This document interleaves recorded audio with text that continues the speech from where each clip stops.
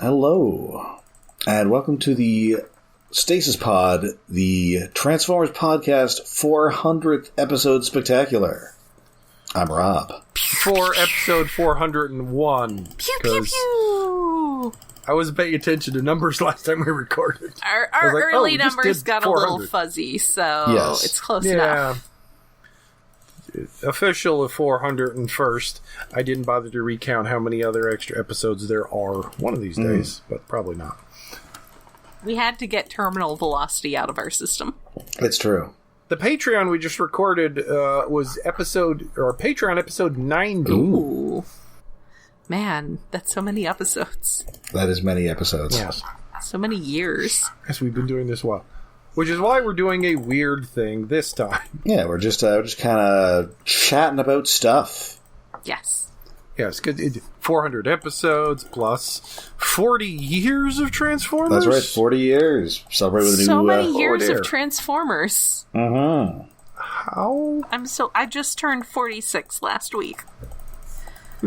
I'm gonna die soon. And we are old, yes. I'm turning 39 today. Oh, you haven't even broken 40. Happy birthday. Thank you. Yes. I thought you'd already had your birthday, but I guess weeks and times have been fuzzy lately. I mean, we did last year. Yeah. Now that we need to ramble and digress, we can't. We're not doing a regular episode of just things and stuff. So and we'll be talking about the movie. We gonna do history? Because, I don't know. I have a lot of thoughts and perspective on history. Yeah, so I guess we'd say, our earliest experiences with the Transformers. Since you guys were around for the beginning, and I was not. Wow. Yeah, 94. How old was it? Oh, yeah, because I would have been 7. One of the things, there was a lot of... Yeah, I was young enough that I don't know that I remember my first experience, but I do remember that the first thing that I rented from a video store that I got to pick out was a Betamax copy, because my father, to this day, has strong feelings about Betamax being the superior format. Okay. It was a Betamax copy of The Ultimate Doom. Ooh. So that was, and I feel like I didn't see a lot of season 1 when it was new, that I really just caught it mixed in with season 2, because that was an episode that I hadn't seen a whole bunch of times. I had seen it before, but not repeatedly like stuff eventually would get to be. But, I like Skyfire. It's a fun episode. There's so much going on, and they keep reusing the whole plot about bringing Cybertron into Earth's orbit. Yeah, I'm not exactly sure how I first heard about it, but I just had to check dates to be sure. I picked up the comic first. I think I got the very first issue. Ooh. It must have been advertised in something else I was reading, because I remember getting the comics. Or maybe it was I got it from the second issue, but they still had the first issue in back of the room or something. But I was very much into the comics, loving the comics. Oh, there's a cartoon! Yes! Also, a cartoon. And everything that followed. I was definitely I wasn't a latchkey kid at 7, but I was definitely my parents worked, and there was a lot of watching after school cartoons. I think that's why I started catching it with season 2, was because that's when it was syndicated weekly. Which also, I got to watch a lot of those episodes in black and white the first time, because my grandparents did not get a color TV until some aunt or uncle of mine forced one upon them in the late 80s. Because I did get babysat a lot after school by grandparents, because it was, a rural community. You always love wondering why Starscream sounds different some of the time. I will say that it was not until later that I noticed that Ironhide had a particular accent and wasn't just, a normal guy speaking the way normal people do. Yeah, he's just on that ship with a bunch of Yankees. Yeah. It's the one normal talking guy. Just the one guy who sounds normal on the ship with everybody else who's just a bunch of Yankees. I mean, some of them had weird other accents. As we were just saying, like, the ones just randomly from the Bronx or Brooklyn. Yeah. Transformers was just, like, at the perfect time. Like, I'd seen He-Man and some other cartoons and Voltron and whatnot. But then my brain, it was the perfect sponge when the cartoon started. It was like, I did watch He-Man, and I did watch She-Ra, and I did watch GoBots. I definitely watched GoBots, but I don't, remember a lot of specifics except that I liked Turbo and Crasher. And at one point when I was 6, the TV station had some kind of contest where you could win a GoBot. And our parents entered both me and my little sister, who was 3 at the time. And my sister won. And when they took us so she could pick one out, my mother, she gets to pick it. It's her toy, Jen. But I was trying to get her to pick Leader 1 because they had a Leader 1 in the box that you got to pick from, and she got spoons. Oh.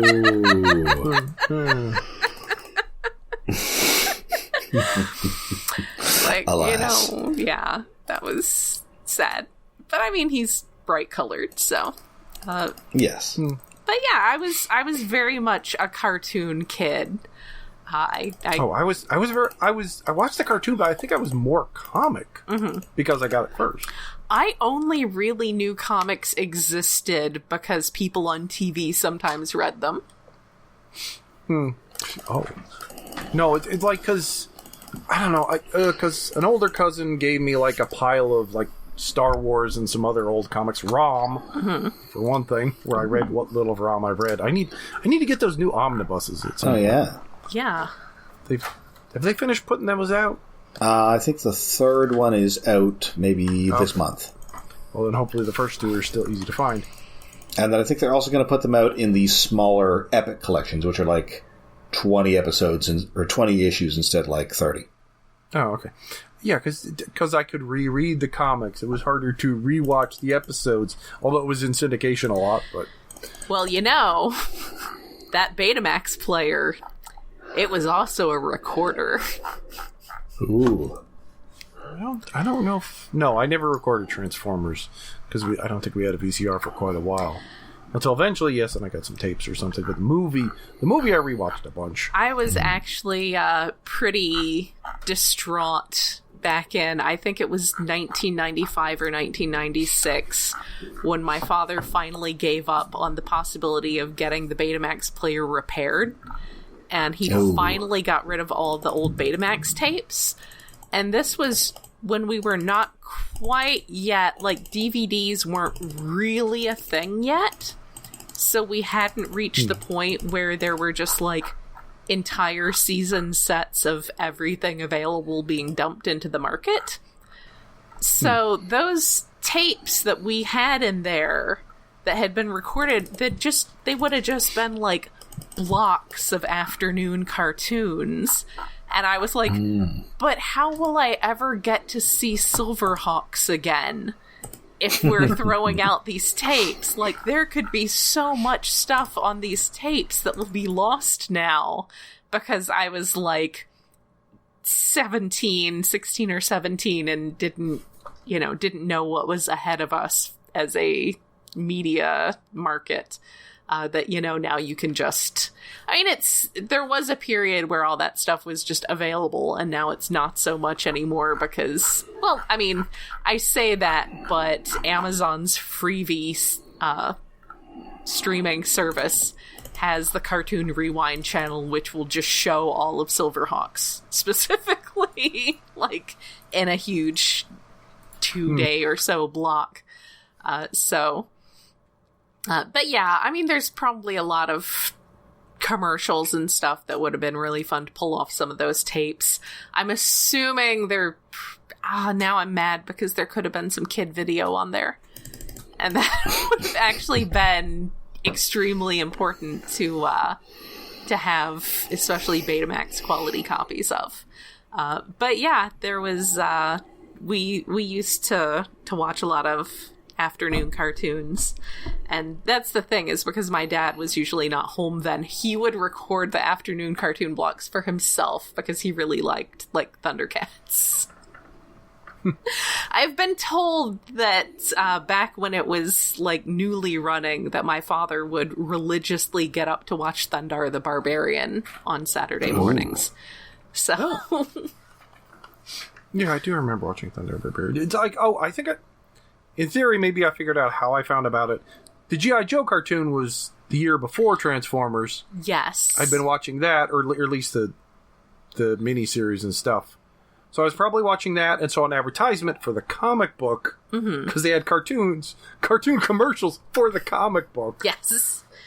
That's a crazy thing to think about. Yeah, I was definitely... That got me into the comic. Definitely watching G.I. Joe at the time, too. But yeah, I don't know if I just wasn't paying attention to the comics and the checkout lines or what, but comics kind of passed me by. There was this one moment that feels like if I had done something a little differently, not to say that my life would have changed, but my life would have changed sooner, which was at one point, probably about 1989. I think it was 1989, because at some point I went and looked up some stuff and compared some stuff and figured out about what issue would have been on the stands at this point. But there was a point in the late 80s when I was going with my mother to the mall because she had some stuff to do at the DMV. And there was a newsstand kind of store across the hall. And I ended up finding some comics there. But because I was a child, I felt that it would be best to stick to the children's comics. So I was looking at the children's comics. So what I actually ended up getting was an issue of the Archie Ninja Turtles, specifically the one with Man Ray, which probably rings a lot of bells for people who are familiar with Actually, Archie I think I Ninja Turtle Adventures. had that issue. And an issue of the Alf comic, which I think was... Alf comic? I mean, that isn't a shock, but... Yeah, so I got the Alf... Oh yeah, Alf had a... I don't know that it was... I don't know how it's sold, and Rob can probably speak more to the Alf comics history than I could. It sold well enough that it outlived the show. Yeah. And according to Dan Slott, who was an intern at Marvel in the late 80s, early 90s, they got a lot of mail from, let's say, government institutions about Alf. Okay. Oh no. What? Yes. Oh no. Yes. Communications of what type? You're getting too close to things? No. Not people who were people who, let's just say, people who were guests of government institutions. Okay. I understand what you mean. Different kind of institutions. You're not talking about Men in Black knocking on their door. You're talking about something different entirely.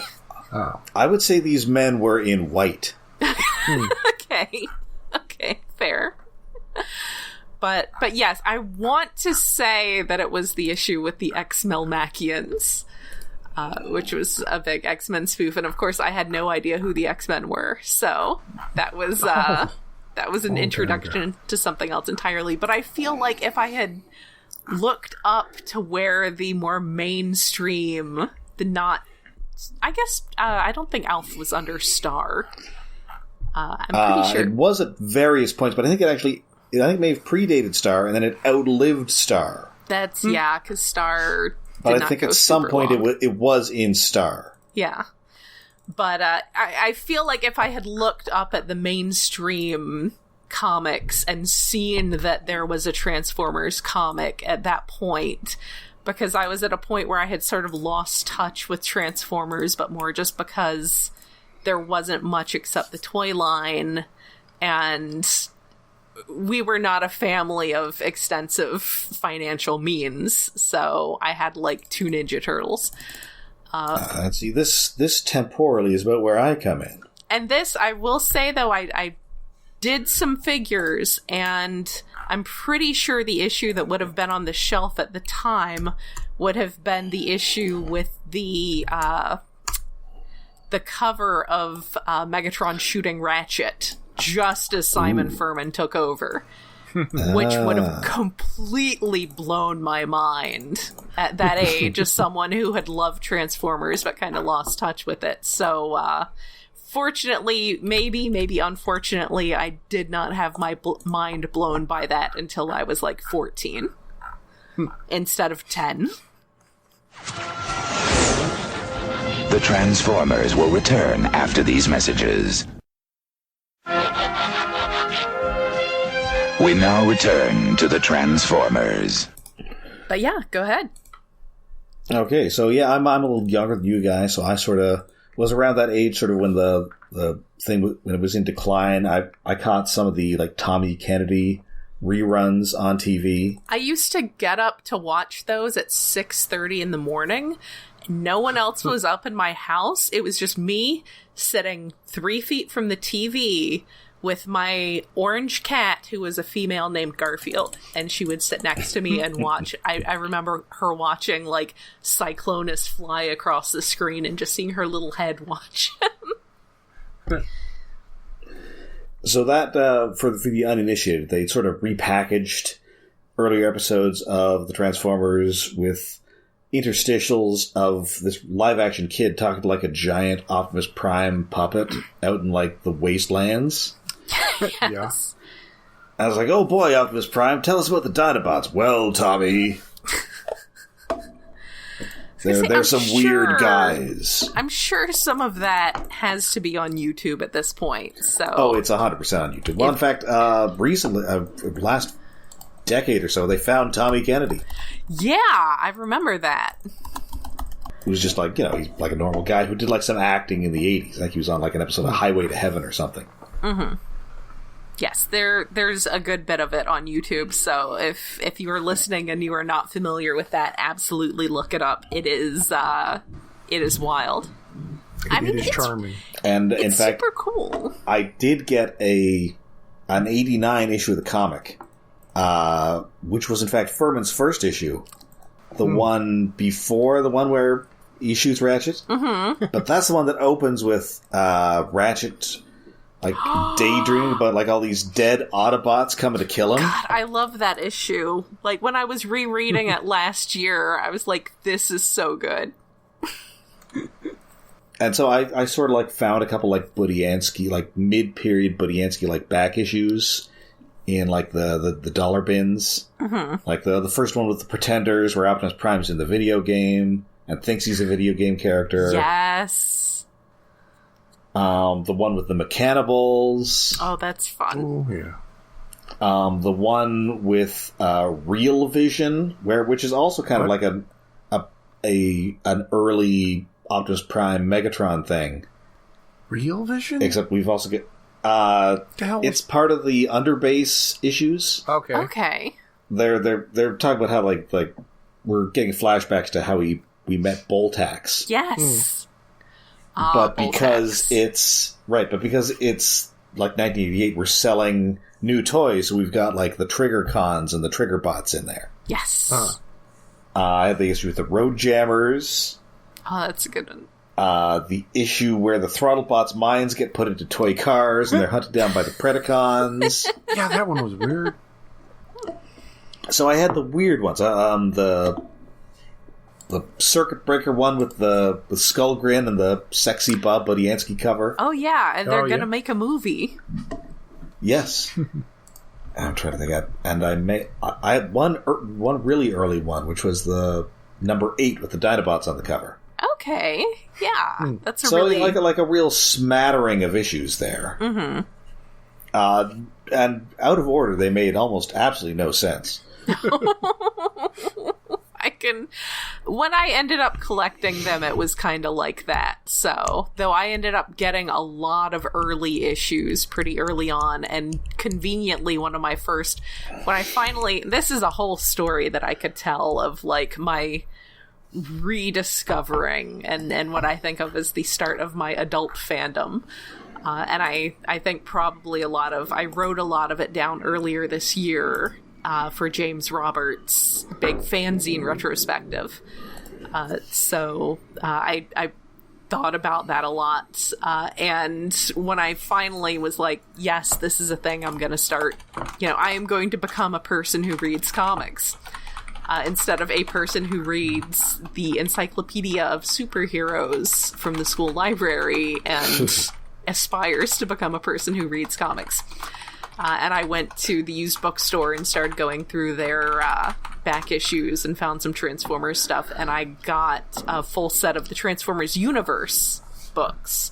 Ooh. So with all the bios, and that was really helpful because I could be like, oh, right, I remember that guy, here's that guy. It was very a useful reference for somebody like refiring those synapses and also being who is this Skids guy?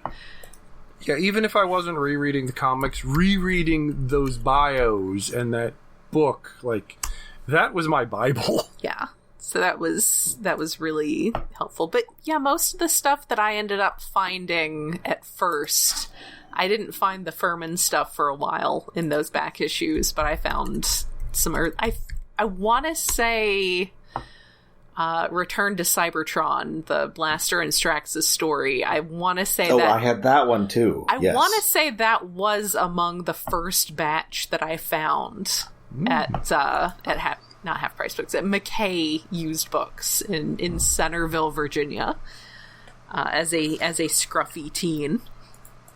But yeah, I grew away from it. It didn't help that when I was 10, my family moved a few times because my father's grad work had kind of dried up. We ended up in North Carolina for about a year and a half, and then we ended up in the DC area.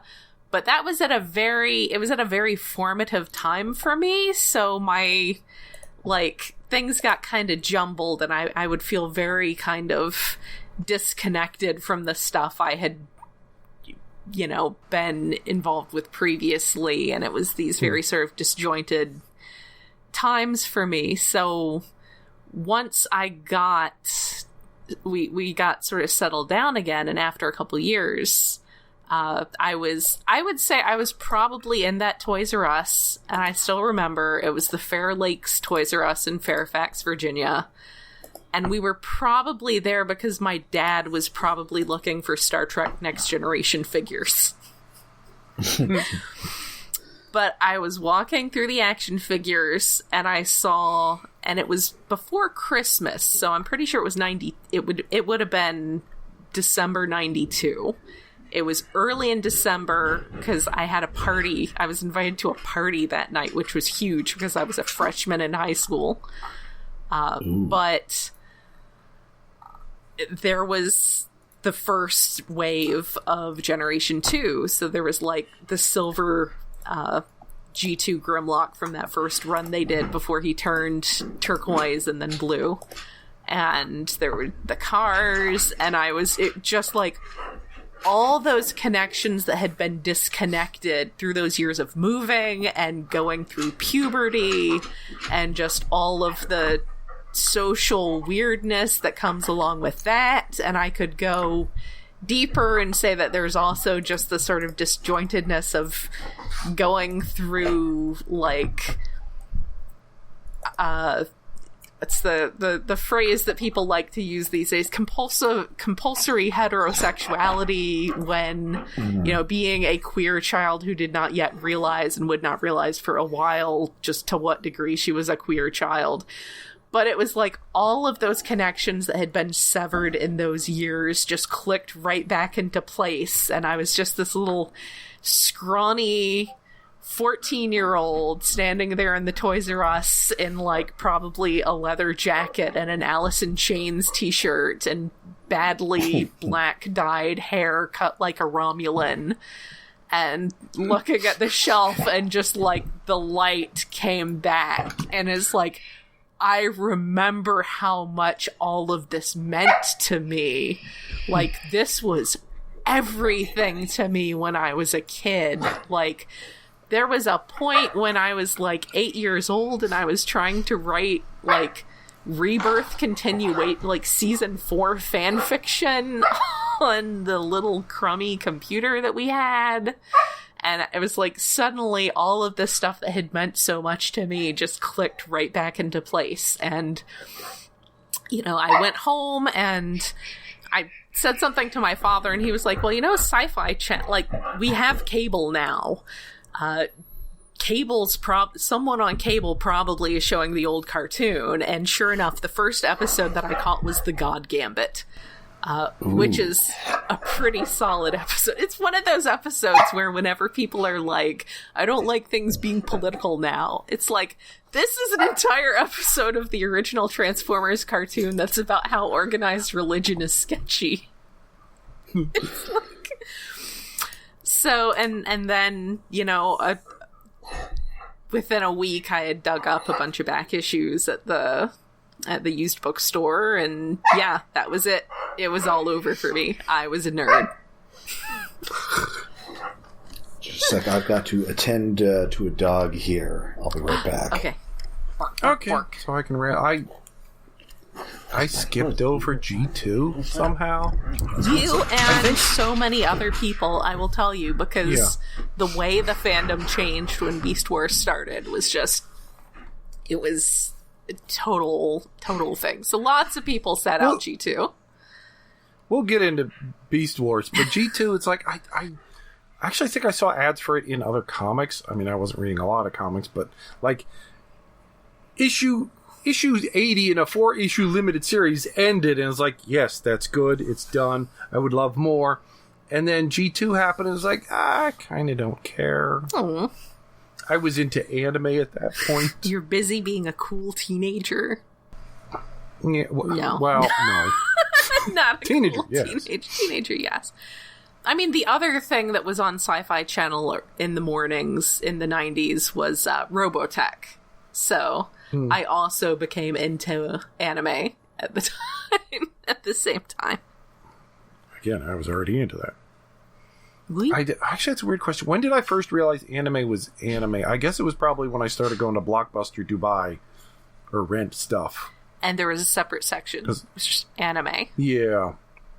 Yeah, or I figured out before that. Because, well, like, when I originally watched Robotech and Voltron and Transor Z, it's like, I didn't know.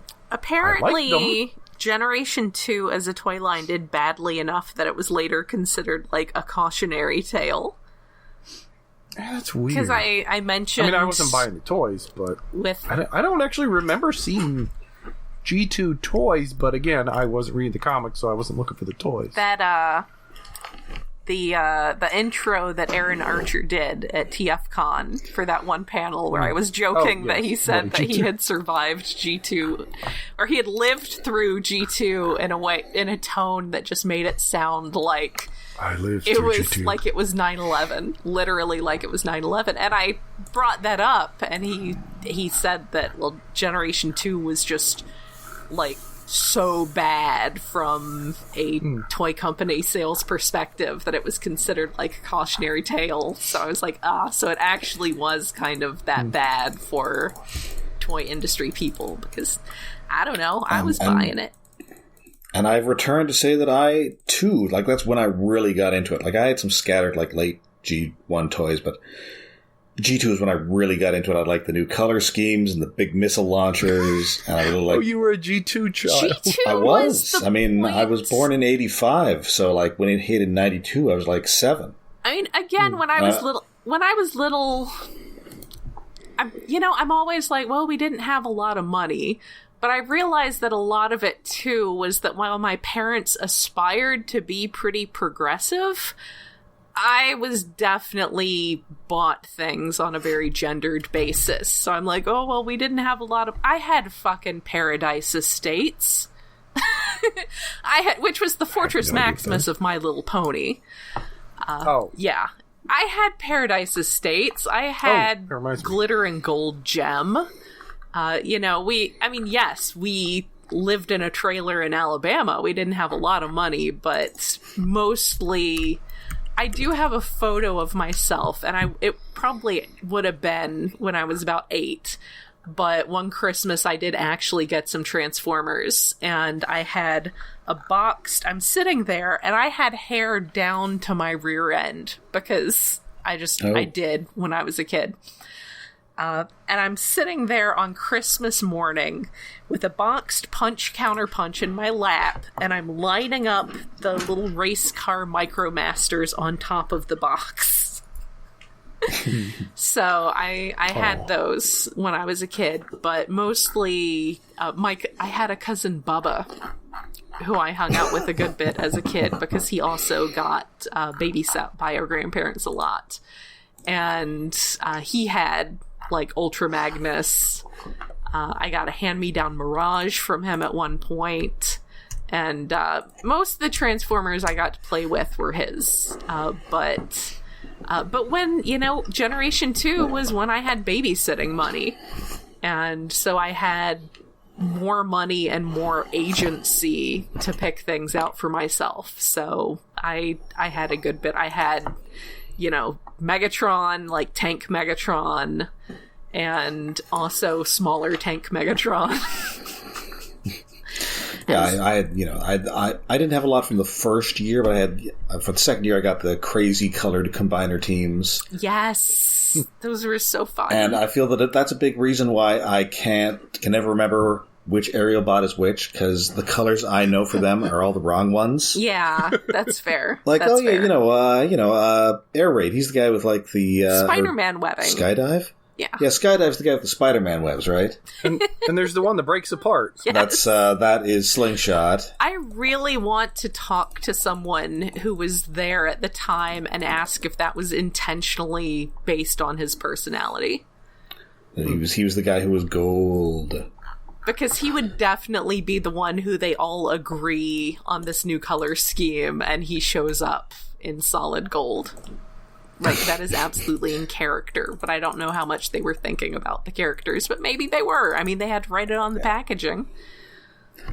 And Speaking of toy memories, my grandparents spoiled the crap out of me. That was kind of how my cousin Bubba got so much stuff, because my parents were doing better enough from some of their siblings that my cousins sometimes got spoiled more so by grandparents, because they were struggling a little more than my family was. Yeah, no, like the first year I didn't get a lot, but I had like Optimus and some cars, and most of the Decepticons, I think. But like after that, my grandparents got me almost everything for the next couple of years. As it petered off, it stopped. But one specific memory is waiting before Christmas, like a week or two before Christmas, in a Sears in the snow for a very, very large box that I knew was going to be my Christmas present, and I think possibly my only Christmas present that year, Fortress Maximus. Ooh. Yes. Like, most of their toys, like, I vaguely remember, like, getting GoBots one birthday or something weird. Like, but the Fortress Maximus, I very much remember getting that toy, singular, because it was in the snow, and it was a nice, fun day, because it was snowing, not super heavy, but enough that there was a couple inches already on the ground. And going home and having to wait for Christmas to actually open it. Which was only, like, a week or two later or something. But that was fun. And then eventually selling that Fortress Maximus in college to buy a bigger CRT monitor. I think it was like a 30-inch or something. Oh, no. Because, like, my old one was kind of small, and, like, I met a guy at college who also liked Transformers and wanted a Fortress Maximus. I had everything included except for like one tiny gun. For $400, I sold it. I mean, that's good money. And spent almost all of that on the new monitor. Which was a CRT and completely useless. And I don't even think it lasted that long. Like, maybe only lasted like 3 years or something. That is unfortunate. Plus, it was heavy as fuck. Well, yes, they were. But like, it's weird that I have such special memories about getting that toy. And it's the toy that I kind of care the least about because it was fucking huge. And I haven't bought any new Fortress Maximuses. Because if I do get a new Fortress Maximus, I want the IDW one that's shorter. Yeah. With the treads on the back. Well, there's that third-party one cool. that they're finally doing. There's a third-party one? Oh, I might have to find that then. But, yeah, toys. Lots of toys still in bins. I need to start selling some G1 ones. And I guess we can move into... Wow, we could be going long. Beast Wars happened. What the fuck? That was weird at the time. But well, Rob, you had a little more G2 to mention. Well, yeah, I mean, just, I really liked sort of the late period stuff from G2 where, the toys started to have, like, joints and stuff. So you have the laser rods and the cyber jets. Yeah. Joint? Knees? Why do Transformers need knees? And then, so, G2 disappeared and I thought, okay, well, that's it for Transformers. And then R.I.P. Transformers. And then I saw the ads for Beast Wars. And I, like that first... it had a little bit of CG, and I was fascinated by, like, computer animation. Which you got a little bit of in the G2 with the Cybernet Space Cube and the commercials, where you had... Cybernet Space Cube. Very brief and very clunky animations of the Transformers in there. Yeah. I did have... So I was watching it on Sci-Fi Channel, and then they pulled out the episodes that they put into G2... And I got this little handheld television that took 4 AA batteries. And I would use that because the thing is, G2 came on during my bus ride home. So I had that so I could watch it on the ride home. I also watched a lot of Exo Squad on that. And I remember very specifically the morning of a big field trip that we were taking to Mount Vernon. I got to see the first airing of the Tick versus the Tick, which is the evil midnight bomber, what bombs at midnight episode. So, because I was like... hyper fixated enough that even if I couldn't watch the entire episode of G2, I needed to at least know what episode was on. Like, I know there was a point I was hanging out with my friends after school, and I pulled out the TV, and I turned it on for a second, and I heard Starscream say something about, "It's a shame that none of us here speaks ancient Autobot." I said, okay, cosmic rust. Close it up, put it back in my pocket. But yeah, the CG with Beast Wars, I mean, that was only the second major broadcast show, like, TV series to be done entirely in CG. And so, yeah, when, I saw that ad and, in the beginning came the beasts and all the creeps, crawls, and flies. But nature lies. They're robots in disguise. Beast Wars! And then, yeah, it was a really good ad. And I always really liked the animal guys, which they didn't really have in Generation 2. You had the Dinobots, and that was about it. Yeah. I mean, I was involved in fandom by then. I wasn't quite online. I got online shortly after Beast Wars started. And I think it's hard to say exactly whether the fandom changed as much as it did because of Beast Wars or because of the internet. And I think it was a lot of both. I think it was a lot of people who grew up with G1 going away to college and suddenly having internet access in their dorms. And also Beast Wars reminding them, giving them that moment that I had in that Toys R Us, that, oh yeah, remember this thing that used to mean everything to you. And, but I will just say that there had already been a lot of discourse in the fan community over Megatron becoming a tank. So Megatron becoming an alligator was just absolutely scandalous. Oh yes, but he's just an alligator, and Optimus was a bat. There was so much gun, not tank discourse. It was... Well, I mean, the amusing thing for me is that I knew about the Beast Wars toys, and I had a couple Beast Wars toys, and I didn't know there was going to be a show. Mm-hmm. But, so I was a big watcher of YTV, which was basically Canada's answer to Nickelodeon. Yay, Canada! And they were advertising some new show called Beasties. Beasties! And I didn't really know anything about it, but they said it was from the same guys who did Reboot. And Reboot was another computer animated show that I was really interested in, so I thought I'll try it out. Now the credits start going, then I'm, oh, that's what this is. Oh my. It's Optimus Primal and Megatron. Because you couldn't put war in the name of Canadian TV shows for kids. Yeah. You could show a lot of violence, but you couldn't actually call the show Beast Wars. It had to be Beasties. It was a big Teenage Mutant Hero Turtles situation. In fact, the same company made that show War Planets, which had to be redubbed Shadow Raiders in Canada. I liked to joke at the time that they had to call it Planeties. But sadly, that was not the case. I mean, I almost wonder if it was deliberate that they were forced to change the name and pick the goofiest name possible. I mean, it's just sort of generic. Like they could call it Beast Planet or Beast World. No, Shadow Raiders. Yeah, it just sounds sort of generic. Oh, no, I mean Beasties. Yeah. No, Shadow Raiders were actually a specific thing on the show. Yeah, whereas Beasties kind of seems like they found out the day before that they had to change it and just did the best they could with what they had available. Yes. Yeah, there was a lot of truck not monkey discourse. And see, we didn't have like a home computer until fairly, I'm going to say, I don't know, 2000, 2001. We didn't have the internet, so my exposure to the fandom was about an hour a week at the library. Ooh. I didn't even have that. It's like I didn't even think, like, I didn't get a computer for the longest time, and internet even further after that. Why would I think?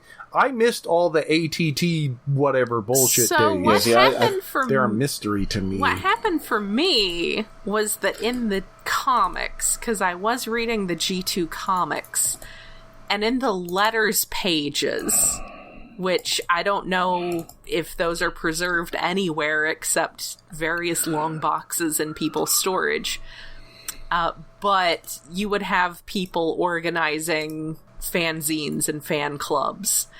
And so really all you needed to do back in the day is find Tony Buchanan's contact information.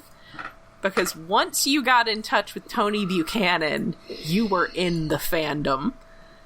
Because he did a fanzine called Auto Update, which is what I like to classify as a newsletter-style fanzine. So it had a little bit of art, but not really so much fiction. It was more like little articles. But it also had sort of a classified ad-style listing of other fanzines. So once you got Auto Update, that told you where to get everyone else's fanzine, and also told you where BotCon existed, and, you know, I think the registration page, if I dig around, I could probably find the ads for BotCon 94.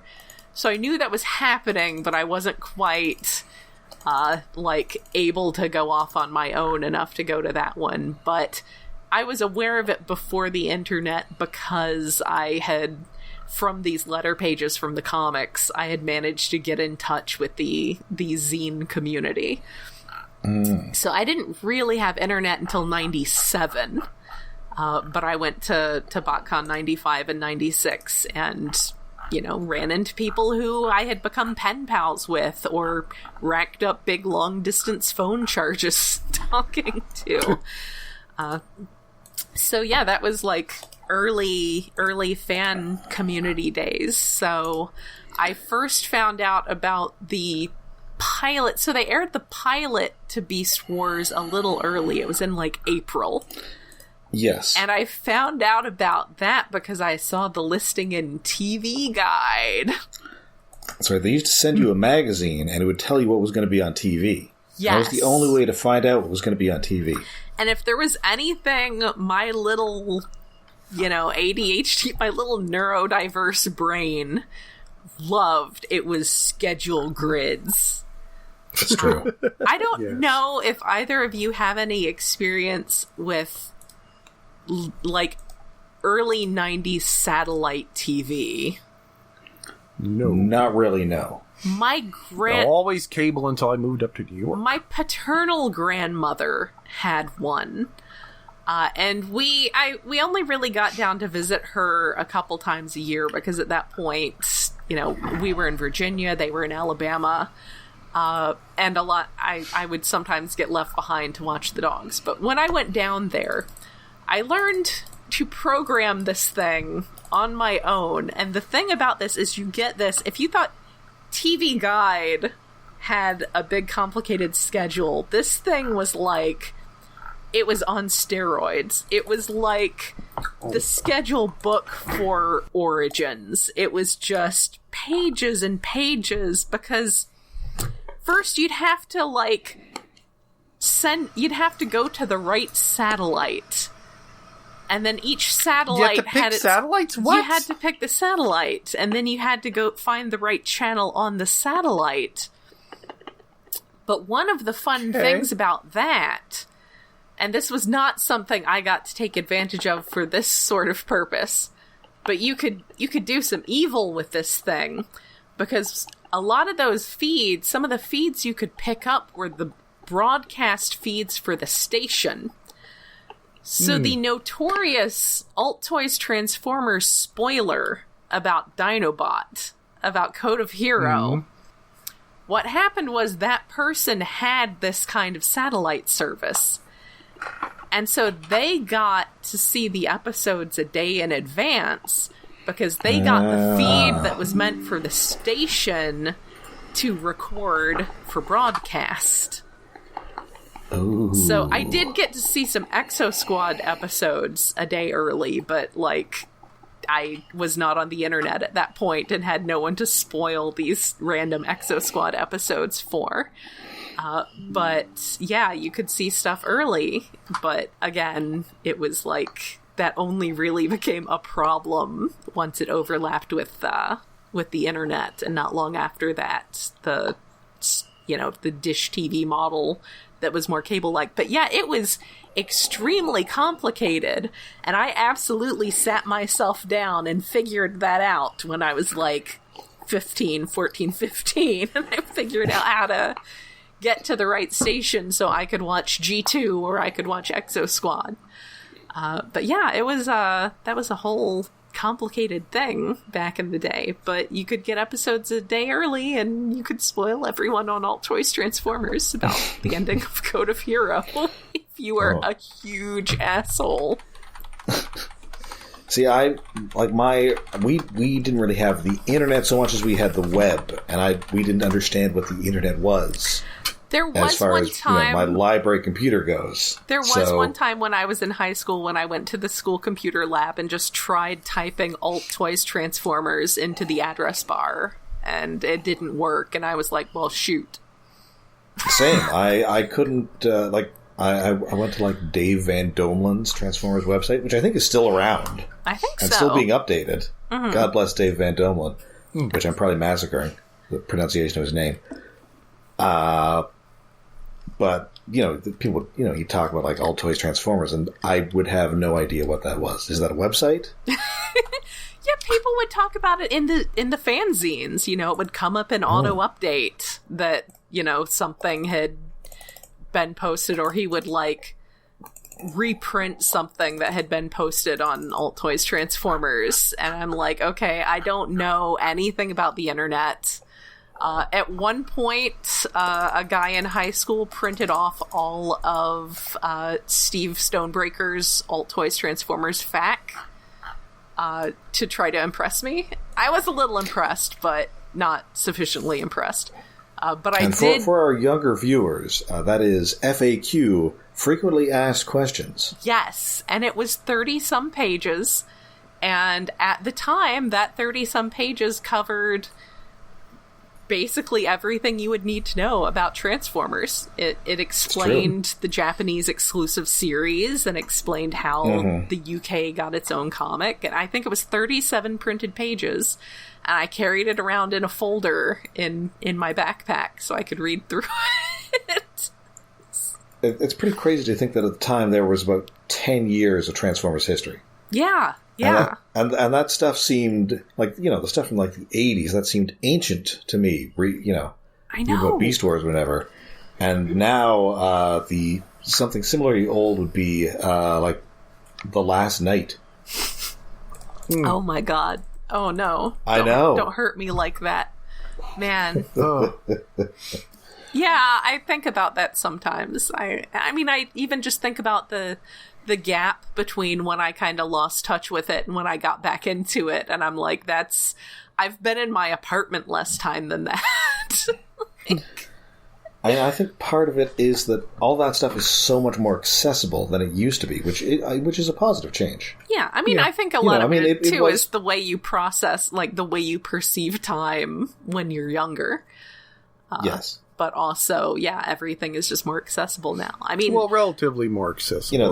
There's a big Transformers wiki with pictures and explanations of all the Japanese stuff in the UK comics. And you can watch a bunch of series on YouTube, like G1 at least, and Rescue Bots and things. But if you're trying to watch, and get the comics digitally, and if you're trying to watch like a random episode of Headmasters, that's a little tricky unless you want to spend $100 for the DVD set if you forgot to buy that. I mean, you can put. I did. Are they not on? Hey, I got it for $40 Canadian. Yeah. Yeah. Oh, yeah. But the thing is, they're out there. Like in 1995. You're getting a sketchy DVD from a dude, which may or may not contain pornography. Yeah, I had notoriously, because one of the episodes on it did become one of ATT's biggest memes for a few years. But I had one of my friends who did a lot of art for my zine.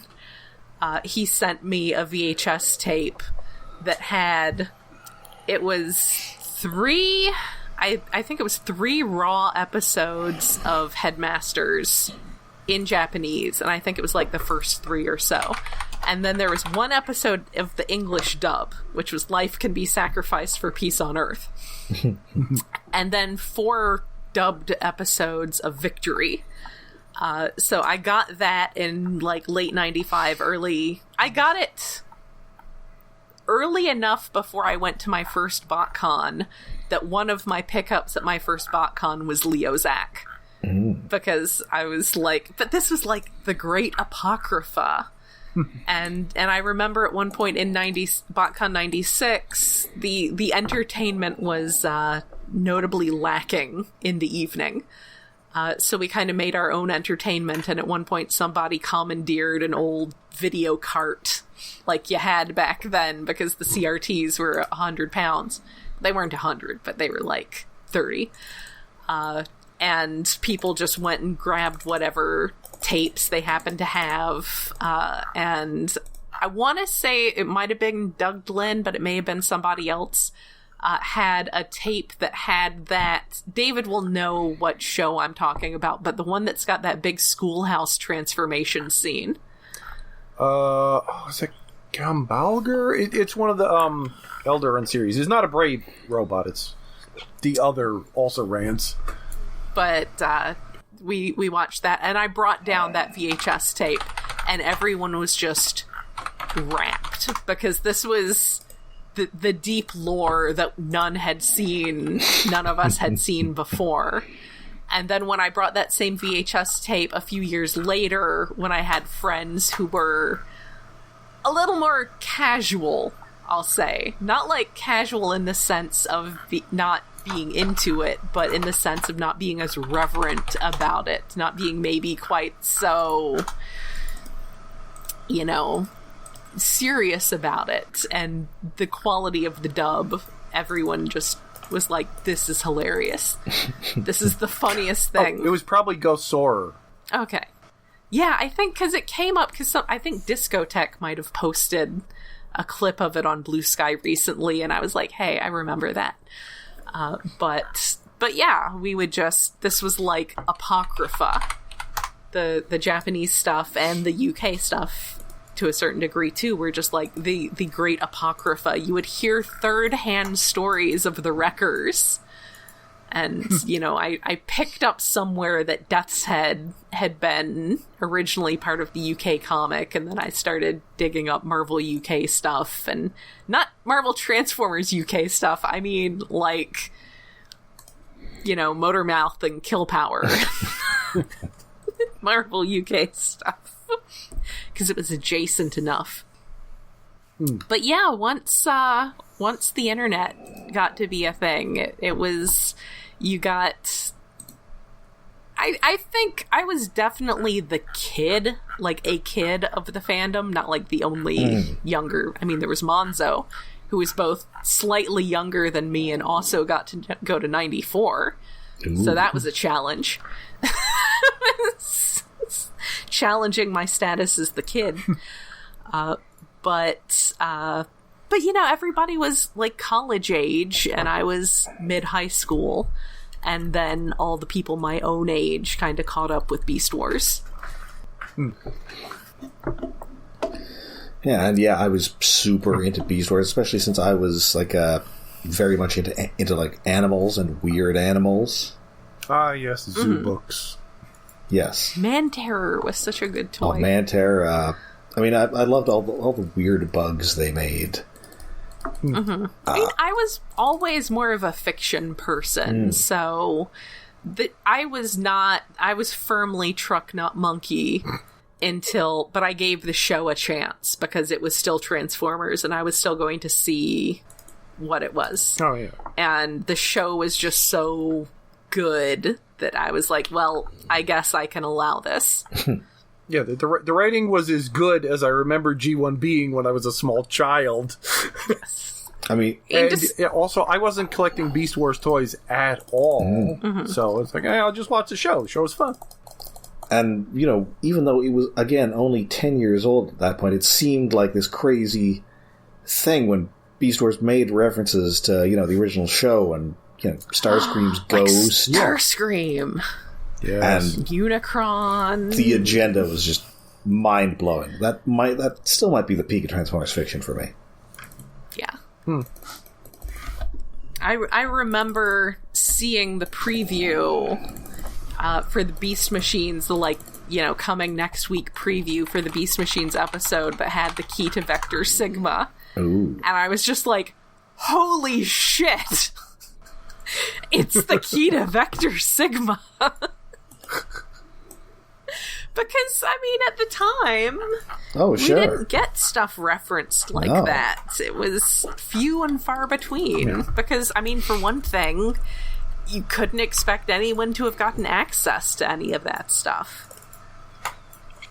I mean, when Beast Wars came out, how was Bob Forward or Larry DiTilio going to go back and watch G1? Yeah. So, I mean, it wasn't even on Sci-Fi Channel anymore at that point. So yeah, there was a point where I traded a bootleg of my own copy of Transformers the movie for G2 Smokescreen and Dreadwing. Ooh. They were loose, though, but still. Still remains, these things were valuable for quite some time because, I mean, again, we are in an age where that stuff is abundant like it never used to be.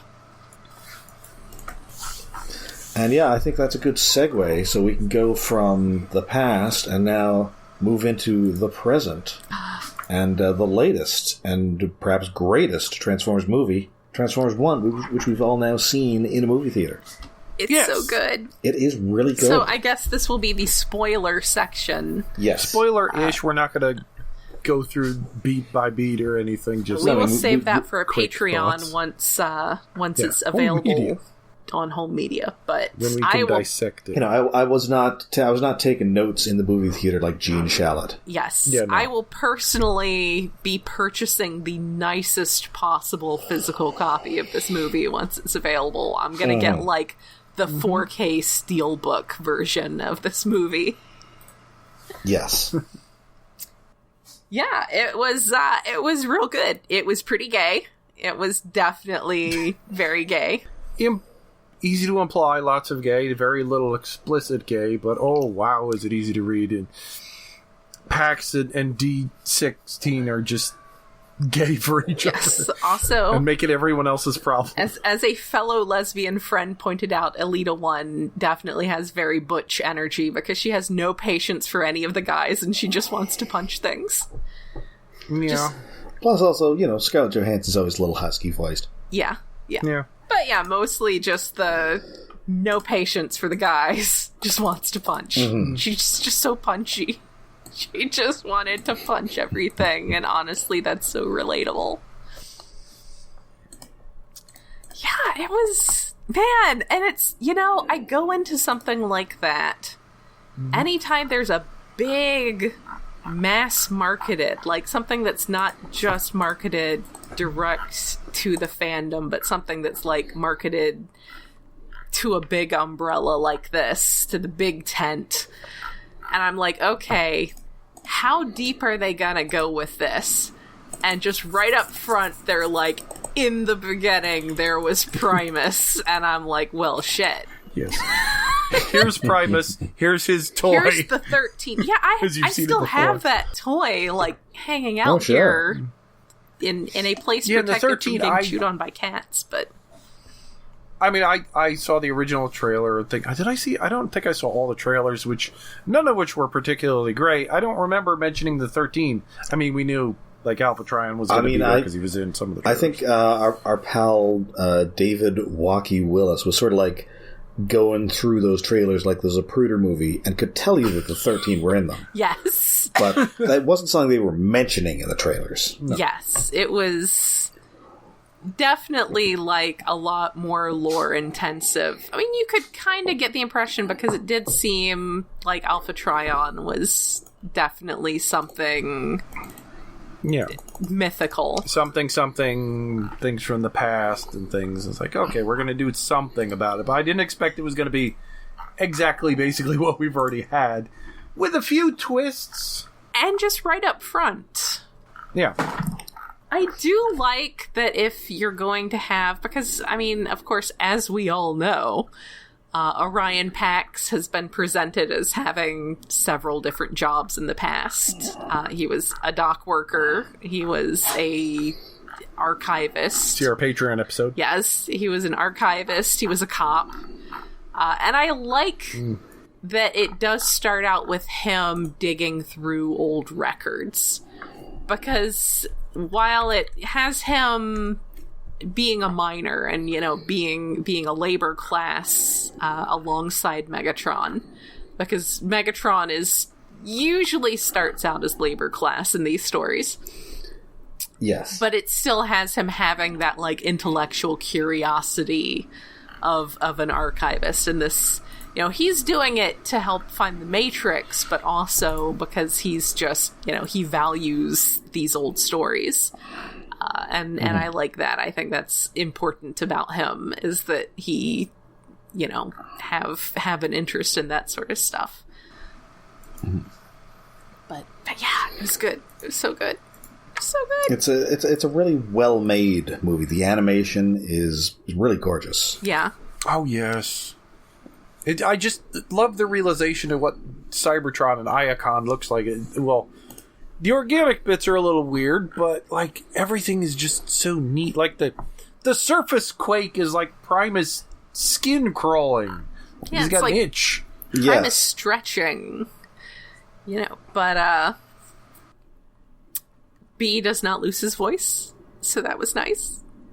That's a big plus. Because I was going to be so mad. I was saying ahead of time, and I actually had some of our friends, because there were so many opportunities to see it early. But the actual... Yes, not for me, but yes. Yeah. For those of us in America, and I guess also the UK, Though the UK doesn't have it yet. Well, yeah, there were some places that had it a week ahead. But, yeah. But there were a bunch of showings and things. There were some showings, like, on the 14th. Showings. But yeah, it was the actual proper release date, considering that it was Thursday, so it was actually the 19th, and that was my birthday. Ooh. And it would have been like unwrapping my birthday present early. I didn't want to unwrap my birthday present early. I wanted to wait for my birthday. But I did have some of our friends who had seen it early at some of the preview screenings who were like, if you want me to tell you, just let me know. I was like, no, don't tell me if he loses his voice or not. Because I was going to be so mad. Yes. Because I'm just very tired of that whole conceit, and I would like to never go back to it again. Mm-hmm. And I guess that brings us to the voice acting, which I thought was really good. Yeah. Yeah. Everyone was really good. I did feel like there's the scene where Pax is giving the big speech to the miners after he's got his cog. And that, I guess I've been spoiled for Peter Cullen's speechifying. Because I don't think he was quite there yet. But to be fair, he did just go through puberty. That works. So it's basically, it's his first big speech. And also Hemsworth is wrestling with that accent a little bit. He's pretty good at keeping it under wraps, but it works for me. Like it's always threatening to come out. Yes. Yeah. D16 was so good. Oh yes, Brian Tyree Henry. He was so good. And Starscream telling him to hit him again. It's just like, oh no. Oh no. Yeah, that relationship starts real weird. Steve Buscemi. And then Megatron gets a D16 gets a hate boner. Gets a rage boner. His gun coming out. Yeah. Oh, that was so good. Shockwave being a joke, kind of disappointing, but yeah. He can do more in the sequel. It's fine. Yeah. And just all the little background characters. I'm sure all of our friends at the Wiki are going to have trauma. Oh yeah, digging around all the little guys. all the Cogulus are fun. Mm-hmm. Yeah. But yeah, it's nice seeing, oh hey, that's Hound, and there's Jazz, and that looks like Ratchet. And that I thought was Hound, but I think it's Moonracer, it turns out to be, sure. Yeah, I think there's a Hound and a Moonracer, because there's definitely a Hound, because he's getting a Blockies figure, and he is clearly labeled as Hound. But like, one we see more often is like got a Hound head, but it's a slightly different, more rounded body. Yeah. It turns out I think that's Moonracer or something. She was labeled in some... Which I didn't realize until she spoke. It's like, oh, that's not Hound. You did get a lot of Arachnid, which I thought was really cool. Yes. Yeah. Odd choice, but wonderful. You know, if you're going to have... See, that's... I've heard some people saying that Black Arachnia would have been a more, like, recognized one. But see, Black Arachnia is when you want the creepy spider lady to have moral complexity. And when you want the creepy spider lady to just be a monster, that's Arachnid. Arachnid is terrible. She's completely irredeemable as a person. And yet this Arachnid isn't as creepy as the original Arachnid. No. But she does seem pretty irredeemable. Yeah. I like Sentinel Prime's extremely fascist wings. Just no one good has wings like that. People with wings like that think they're the good guy and absolutely are not. Yeah, he's very, well, not that I've actually seen it, Homelander. Yeah. Definitely those kind of vibes. Mega asshole. Yes. Oh yeah, the great John Hamm now question, is this Sentinel Prime the biggest bastard of all the bastardly Sentinel Primes? Yes. I mean...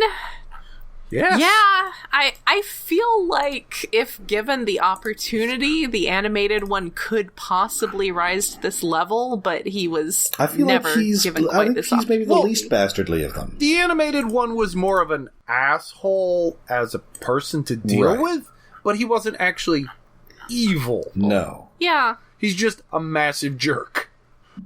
He probably wouldn't sell out the entire planet for power. No, he would sell out Optimus Minor, yes. But Man, D16 was the kid who finds out that his like the really good straight A honor student who finds out that his dad had an affair and just rejects all authority overnight.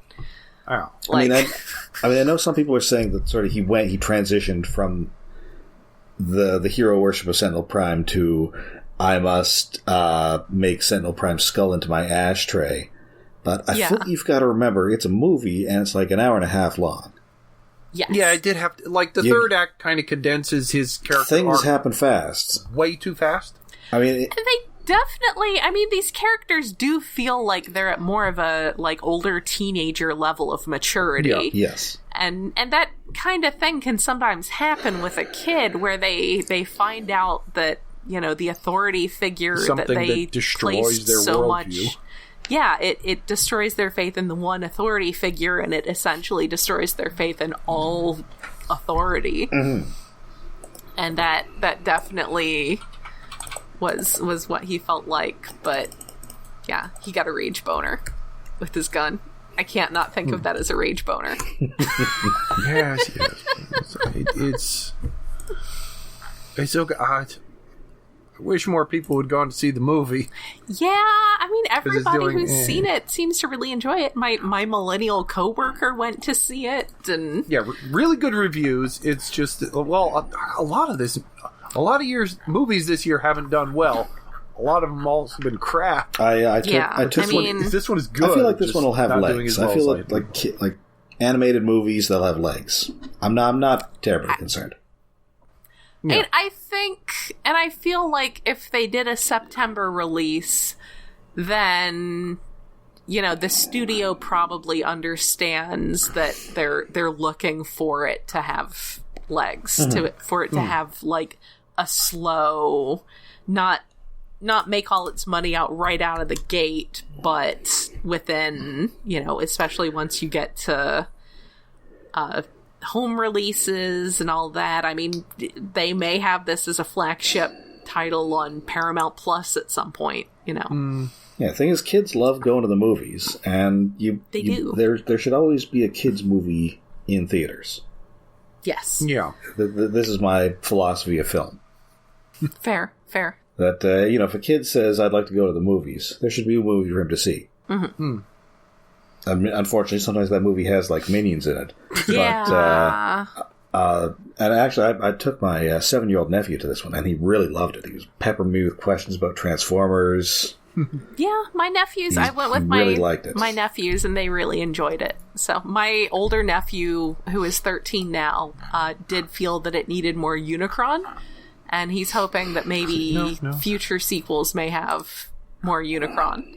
And I pointed out they did Primus, so you can't do all the Unicron up front. You gotta like lead up. You gotta build up to Unicron. yeah.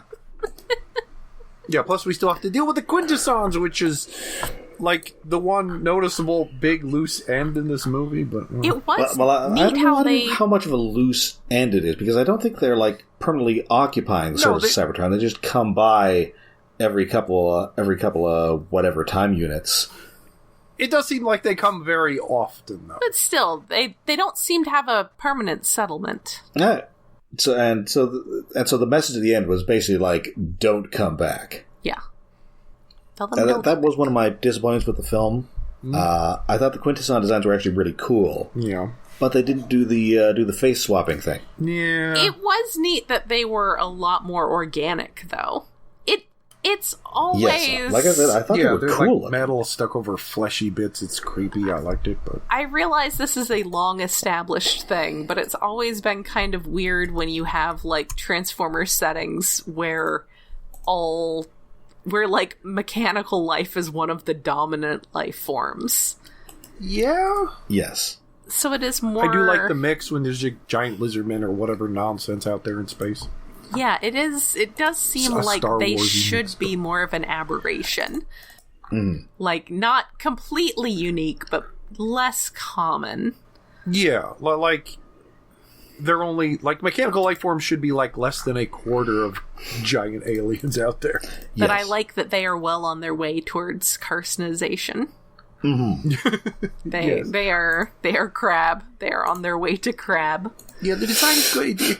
It did bug me after I saw the movie. That's like, oh yeah, they only got one face. That's kind of weird. They got lots of arms, though. They didn't need to have like a rotating face. They did have lots of arms and tentacles. But it'd be like if they had more faces on different parts of their body. Like organic creatures wouldn't have that. It's a mechanical thing. But they're biomechanical is the thing. They've done something to themselves. They should be more horrific. To give them all those tentacles. Tentacles. I mean, it's pretty horrific if you're robot people. It's all gross. They're all... Yeah. Very good. Very fun. Need more people to see it. Need to own it. Expensive version on home media. That's right. Yep. Physical media. And need Transformers 2. That's right. Yeah, I guess that's the question. If they do a sequel, do they call it Transformers 2? Or Transformers 1, 2. Is it TWO or TOO? Oh man, if it's just Transformers 2, like Look Who's Talking 2, or Teen Wolf 2. I mean, it could be Transformers 1, 2, like you had those Final Fantasy games, like Final Fantasy 10, 2. Because none of the Final Fantasy games are actually sequels, they're all just standalones. So if you're doing a sequel to a specific one, it's not the next one in the series. Yeah. It's a sequel to that one. Or if it is a sequel, it's a sequel in a weird way. Like, one of the ones I think is a sequel to, like, a spin-off. I think that's what 12 was, or something? I don't know, it's very weird. Man, Megatron just tearing Sentinel Prime in half, huh? Yes. There is some super gruesome robot death in this. They definitely only got a PG rating because it was robots. We're definitely back on the robot violence double standard here. Because yikes, that was cruel to him. Yeah, the thing is, but that's fine because he was Prime terrible. sacrifices himself to, stop Megatron from shooting Sentinel Prime in the head, and of course, in the process, gets a big gruesome hole blown in him, himself. And then while instead, we're at it, this is a true Transformers story because Optimus Prime dies. It's true, but I like that he saves Sentinel Prime for what would probably be a fairly merciful death of, just getting immediately to the hideous, agonizing death of getting, wishboned. Like Richard Schiff in The Lost World, Jurassic Park. Getting jazzed in half. Yes. Jazz. Oh, Jazz. That made me so mad because Jazz is genuinely has always been one of my favorite characters. And I was just kind of like, well, fuck this movie. Hey, also loses some body parts in this movie, but survives. Yes. Yeah, he gets to be in it. I was very happy that he was there and got to, do stuff, even though it wasn't really much stuff. Even though it was mostly just getting saved. I like that they let us know how horribly gruesome it was, because we get, the horrified expression frozen on Sentinel Prime's face. Yes. Yes. Great performance from John Hamm there, too. Yeah. Yeah. Yeah, he was good in menacing and evil political asshole. I just really like the part where Pax takes them up into the arch over the race, so he thinks, acting like that's where they're gonna watch it. And they're all like, I did this for us. And it's just like, oh my god. It's so sweet. Aww. Doomed Yowie. It was good. It was good. I thought that B was an acceptable amount of annoying. Yeah, he was animated level B. They made him... They kept him from speaking for so long that he's got a lot of catching up to do. He's got a lot to make up for. Yeah, he's got all that talking that he couldn't do for, 6 movies, now he can talk. Yes. Now he's got to do all that talking. I do wish that Alita 1 had gotten more of an arc, but... I'm fine with her just being punchy. I'm glad that there was no, again, compulsory heterosexuality going on. Well, B doesn't really have an arc, other than, I got stingers and I can kill dudes. Yes, he also does not get much of an arc, so... His arc is, I got out of the basement. That happens in 5 minutes. Yes. Mostly she just goes from really disliking the other main characters to thinking that Pax is actually alright. So, that's okay. I'm fine with a friendship arc. Friendship arcs are good. Yeah. Because it wasn't about them. It was about Pax and D16. Yeah. And then I guess that now brings us to the future. The future, Conan? The future. In the year 2005. This is where we will spend the rest of our lives. Well, on the horizon, not quite that near, but nearer than we think. The 30th anniversary of Beast Wars. That's true. 30th anniversary. My God. The 20th anniversary is what started this podcast. That's true. Sorry. Beast Wars. We're back. Yeah, I'm excited to see what's coming down the pike. I guess it does sound like Studio Series they're teasing a pivot to IDW. Yes, please. Is kind of going back to the past again, but it's a little late, but yes, still please. Something. I mean, I was gonna say maybe that bodes well for Skybound bringing the comics back into print. Weren't they? I thought somebody was going to reprint them anyway. But they sure are making like Studio Series gamer editions of toys from games that you cannot purchase. You can't play. Yes. Okay, yeah, that does make sense. You can play them, but you cannot purchase them. I have determined I did pick up an Xbox One copy of Transformers Devastation on physical media. Oh yeah, because we're getting the Devastation toys too, or some of them. And I did confirm that it will install, and then proceeded to not actually have any time to play, and also discovered that like part of my Pro controller got knocked off by the cats, and I need to find which chair it got knocked under. And anyway, I can confirm that you can install it if you get a used copy, but it is not available for purchase. But still, yeah, they're making toys of stuff that is not actually in print or purchasable, so that does not necessarily mean anything. It would be neat if they brought the War for Cybertron games back, at least to the all single-player stuff. Yeah. But Devastation is really fun and simple. Put that fucker on Steam, please. Yes. But yeah, I mean, I'm interested to see the thing with the whole, I think it's Legacy of the Primes is the next toy line. I know it's Primes oriented, but I wasn't 100% certain on the title of it. I am open to Hasbro making me care about all of the 13 Primes. Because I know there are people who are like, oh, but nobody really cares about any of the Primes except like maybe one or two. I am open to them making me care about them. I am willing for them to get me to care about them, except for Liege Maximo, who is my patron deity. Although, they're the new designs in the movie, of which now there's cards that came out in China or something, I think, that have good pictures of all of them. And Liege Maximo was white. It's like, no, he should be green and look horns, like a Loki. Though. He does have the Loki horns, yes.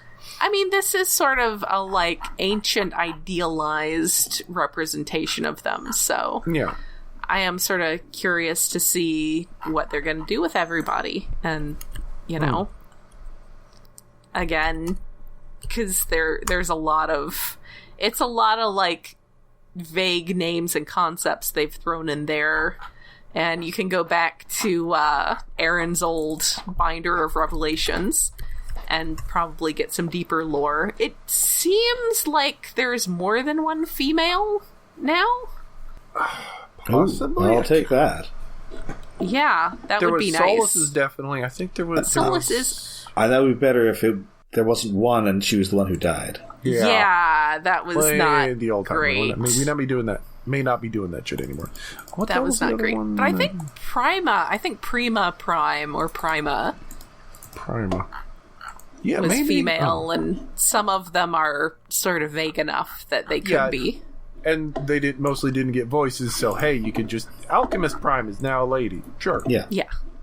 So that would be nice if they sort of diversify all that a little bit more. Yeah. But, I mean, it is good that Solus Prime had, like, something... Like, her whole thing wasn't just being female. So that was nice. But yeah, I'm looking forward to that. I'm looking forward to that, seeing what they do with it. And like I said, I'm open to them making me care about it. Yeah. I am excited about new aerial bots. Yeah, and we're also going to get the end of Earthspark, presumably. Mm-hmm. Oh yeah, which, we might get another season, or is it just the second half of season 2? Well, I think we're getting the next half, possibly the final half of the next season, and maybe like a wrap-up movie or something. That'd be neat. And this is all very nebulous, because then we're apparently the next series will be Transformers Cyberworld. Which, that's a very 90s title. Yeah. Oh no! Isn't that those CG sequences on that 90s Johnny Quest show? Yeah. Oh no. Oh no. I mean... Then again, Cyberverse didn't have that much to do with cyberspace anyway. Well, Cyberverse doesn't really know what it's doing half the time. It also had the season that was called, like, the Bumblebee Adventures that actually had less to do with Bumblebee than the previous season, so it just sort of... There was a lot of branding stuff going on. It would be interesting if we have found ourselves at the point in the whole nostalgia cycle where you see Transformer stuff that's intentionally nostalgic for the 90s. Oh, Cyberworld, please give me neon G2 colors everywhere. Yeah. Yes. I mean, that seems to be, like, popular nowadays. Yeah. It's like the big bright colors. I mean, we should get a Jazz who has the Jazz Dixie Cup pattern on him. Yeah. Yes. I want that. I want that a lot. So I was looking at Game Boy shells, and there's a replacement Game Boy shell that has that pattern on it, which is a little tempting for fixing up this beaten old Game Boy that I've come into possession of. But yeah, more Jazz. We need more Jazz in everything. But yeah, I'm optimistic. Things are looking pretty good. I think there's some interesting stuff on the horizon. So I guess we could call you Optimist Prime. Yes. But yeah, I have no real thoughts on what I think Cyberworld could be. It would be kind of neat if it was sort of a Cybertron story. I don't know. I like stories that are like... I know you have people who have strong preferences between Cybertronian only stories, and people, like, no one seems to say, well, I prefer it when they're interacting with humans, but I do like it. Like, there can be really good stories about them interacting with humans. Yeah, so. You can do good ones. We've seen Rescue Bots. Yes, you can do good stuff. It can be done. It's just sometimes gets a little cringe, but Cyberworld could be well, probably is not my stupid favorite idea for a series. Do robotics. What's robotics? The plot is aliens are stuck, like they're digitized and stuck in a computer on their homeworld, and humans arrive and wake them the fuck up. Right. That old robotics cartoon, right? Yes, the old cartoon. It's a stupid idea that you could just transplant right into Transformers. Well, that also kind of the premise of Starriers. Huh? Wasn't that also kind of the premise of that old toy line, Starriers? Oh, Starriers! Yeah, well, okay, go full Starriers. I love Starriers, the comics, anyway. Wish that had gotten a cartoon. What was that about? Same thing, like... Well, that was like advanced robots that were built by humans. Humans went to sleep, and then the Starrier robots are wandering around so long that they just get into infighting and go into two factions that half of them want to wake up humanity to ask them, what the fuck? And the other half just want to murder the fuck out of humanity. That's kind of relatable. It's like, thank you for fucking us over and leaving us alone. So it's like, just do something like that. Humanity arrives on Cybertron, wakes up some Transformers who've been in a cyber world fighting their war digitally for centuries, and give them new bodies, and shit happens. Cybertron would be the cyber world. Yes. Which actually, that would be fun. Like, just humanity in the future lands on an alien world that is Cybertron instead of being modern day. That would be fun. It's not what we're going to get, of course not, but who knows what the fuck we're going to get. We will know someday in the future. Yeah. In next year, maybe, or 2 years or whatever. When Transformers 2 comes out. I mean, the thing is, with whatever the follow-up to Cyberverse is, they need to put out something that isn't Paramount Plus. Yes. Yeah. Put it normal. Can we get, like... Well, the problem is there's no Saturday morning cartoons anymore, so you're going to stick it on Nickelodeon or... Question mark? I mean, Disney... I don't know. Disney Plus, Max... I mean, Disney Plus would be cool, but unlikely. YouTube. Or, yeah, like HBO Max. Like Cartoon Network, that's HBO Max now. Oh. Well, I guess. Okay. Or, yeah, just, like, put it on TV. I don't know. I don't know how kids watch things now. On YouTube. I'm pretty sure just on TikTok. I'm pretty sure kids just watch things on TikTok now. Oh, man, they're just, like, they cut it down from, like, the 12-minute Cyberverse episodes. They're just TikTok length. Yes. And they're all, shot with vertical cameras. Oh, no. They tried that. It's Quibi, wasn't it? Oh, God, Quibi! Yes. The one that they tried to push as, like, something to watch on your commute, and then COVID happened. Yes. Oh, and the stupid show with the golden arm and all. And then all those shows were terrible, and it cost $1 zillion. Yeah. Oh, that's incredible. Man. Quibi. I mean, Quibi was not a good idea to begin with, but it's like, oh, it was just murder. So. R.I.P. all that money. Also, like, watching shit on a commute, it's like, not enough people have a commute where they're in a vehicle. Yeah, I mean, I certainly... with good cell service. ...have had times when I've ridden public transit, and it was great, but that's definitely not the lifestyle most people have these days. No, unless you live on the coasts. Yeah. Your audience is tiny. You get some people in Boston, sure, that's great. Boston.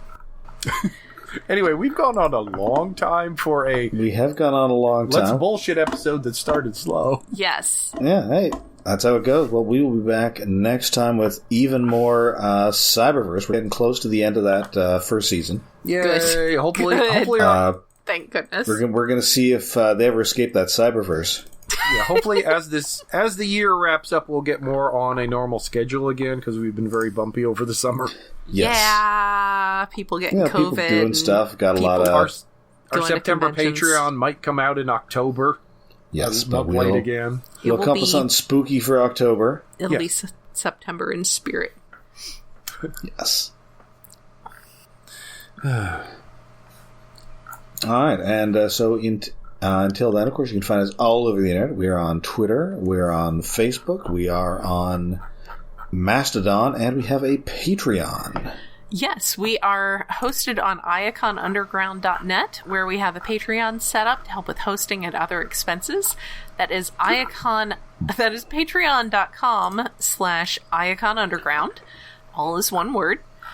It is also linked on iaconunderground.net. Every month we put out a special episode. We try to do it within the month, but sometimes we overlap a little bit. But every month does get an episode where we watch something fun and topical. For this month, it was the episode War Dawn of Generation 1, for obvious reasons.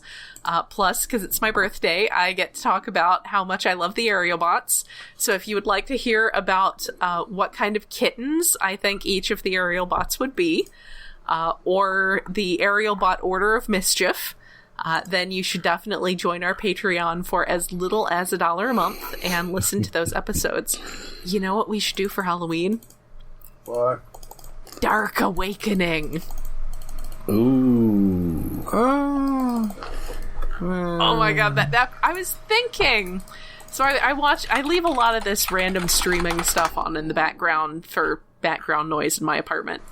And I was thinking about, like, a creepypasta sort of story about somebody having, you know, some old cartoon that they just barely remember on in the background, and then in the middle of the night, and then, like, some really fucked up episode comes on, and they're like, what the hell? And I was like, no, wait, that's just Dark Awakening. or the G.I. Joe Springfield episode. Yes! There's no place called. like Springfield is also that episode, but just Dark Awakening is like, if you were not prepared for that and you were just streaming along some fun G1 in the background and you're like, what the hell is this? And it would definitely have creepypasta vibes. So, yeah, that's my suggestion. But as we have just done some G1, we could do something else, but that's my nomination. Okay. Oh, there's always Ghostbusters. Yes, there is. Although we have done both regular and extreme Ghostbusters. And, of course, there's a new Ghostbusters cartoon in the works. Oh yeah, I forgot about that. Interesting. It's going to be a show run by Daily Show writer and podcast host Elliot Kalin. I am only interested if we can get Holtzman back into continuity. Well, I wonder if it's going to be like a cartoonified version of like the current movies. So Probably. I mean, maybe you'll get your lesbian sexual tension in that one, though. Yeah, that's true. That's true. I still haven't seen that Frozen Empire, so I cannot personally attest to the sapphic nature of the film. But I'm willing to believe Jen on this one. Yeah, it's... What streaming service is that on? I don't know if it is on one. I did it as digital rental. Oh. But you can go to Just Watch, and usually That's what I always do. it'll tell you. So yeah, we are on Blue Sky as Iacon Underground. It's on Netflix. There you go. We are on Mastodon on the retro.pizza server as Iacon Underground.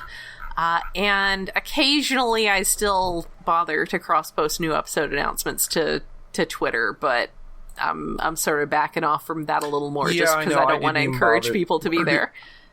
No, I did post the last episode If you today. really can't deal with Mastodon, please at least go to Blue Sky. Oh, I haven't retweeted on Blue Sky because I forget to go to Blue Sky. I mean, I guess there's Threads, but fuck Threads. I don't like I Threads. have enough compulsory Facebook in my life. Anytime I go to Instagram, it's trying to get me to go to Threads. I don't want to. Instagram is just for photos and toy designs mostly. That's why I don't use it more, because I make more words than pictures. But that's just me. Anyway, patreon.com/Iacon Underground. All right. So until next time, and until the next 400 episodes, I'm Rob. I'm Jen. And I'm David. 400 more episodes? I mean, we have to go until Beast Wars 30th. RFC, Radio Free Cybertron, just hit 900. It can There be you done. go. Wow. It can be done. Like, So you mean now they're over 900? Yeah, now they're over 900. What? 900?